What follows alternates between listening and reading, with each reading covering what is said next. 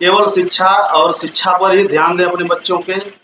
बाकी सारे काम होते रहेंगे आगे पीछे, लेकिन मुख्य रूप से शिक्षा ही उद्देश्य था इनका, और शिक्षा के माध्यम से ही सारी चीज़ें हासिल होगी।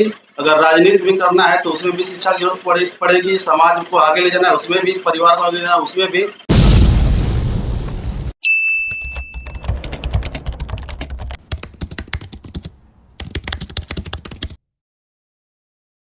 हेलो, धन्यवाद संचालक महोदय अभिमन्यु भैया। मंच पर उपस्थित हमारे अभिभावकगण और समाज के बारे में सोचने वाले, आगे चलने वाले आप सभी लोगों को मैं प्रणाम करता हूं। गांव और दूर दराज से आए हुए सभी सम्मानित व्यक्तियों को मैं प्रणाम करता हूं, और इसके साथ ही साथ धन्यवाद देना चाहता हूं कि हमारे गांव में आकर हमारे गांव और क्षेत्र को जागरूक बनाने के लिए आप लोगों ने इस कार्यक्रम में आप लोग आए, इसके लिए आप सबको बहुत बहुत धन्यवाद हमारी तरफ से। बहुत लंबा चौड़ा कोई भाषण हमको नहीं करना है, हमको तो मुख्य रूप से बस हमारे गांव के सम्मान के लिए आप लोग आए, उसी के लिए धन्यवाद करना था।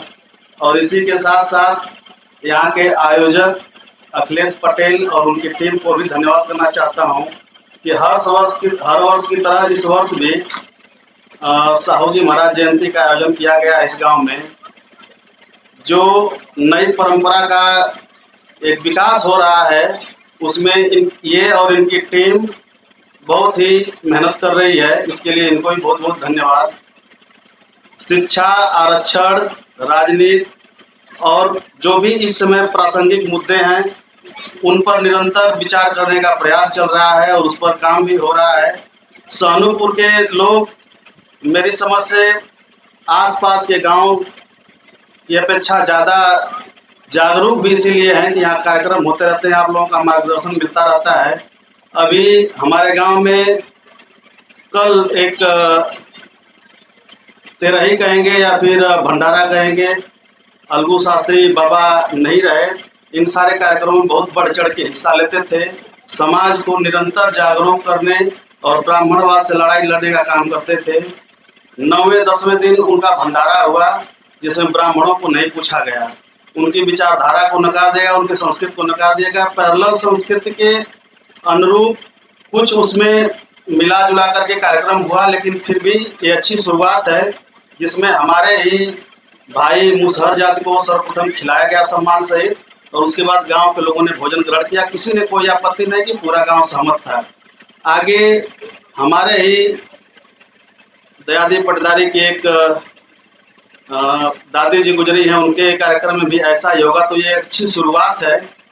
और हम लोग भी अपने घर शादी वादी और जो भी इस तरह से मृत्यु होगी उसमें ब्राह्मण और ब्राह्मण संस्कृति को नकारने का काम करेंगे, और सहनुपुर ने एक अच्छी शुरुआत की है, इसको आगे बढ़ाने का काम करना चाहिए और उसको प्रोत्साहन देना चाहिए। इसमें हम लोग प्रोत्साहन भी दे रहे हैं कि लोग इसको नकारें।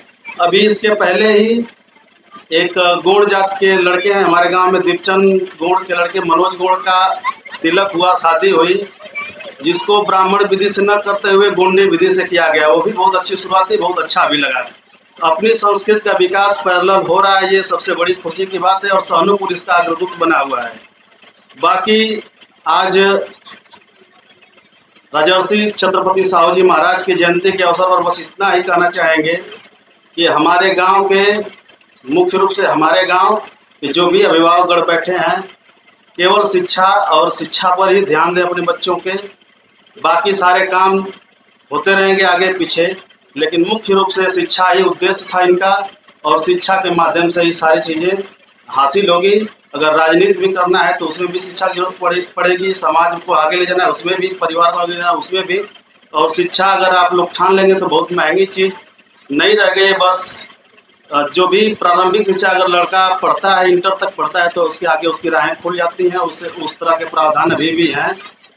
और आरक्षण, समाज और ब्राह्मणवादी खिलाफ सहनुपुर निरंतर लड़ाई लड़ता रहेगा। इस तरह के कार्यक्रम होते रहेंगे। इसी कामना और आशा के साथ मैं आप लोगों से अपना भाषण समाप्त करना चाहता हूँ। आप लोगों का बहुत बहुत धन्यवाद करना चाहता हूँ। आप लोग हमारे गाँव में आए, इसके लिए आप सबको दिल से प्रणाम।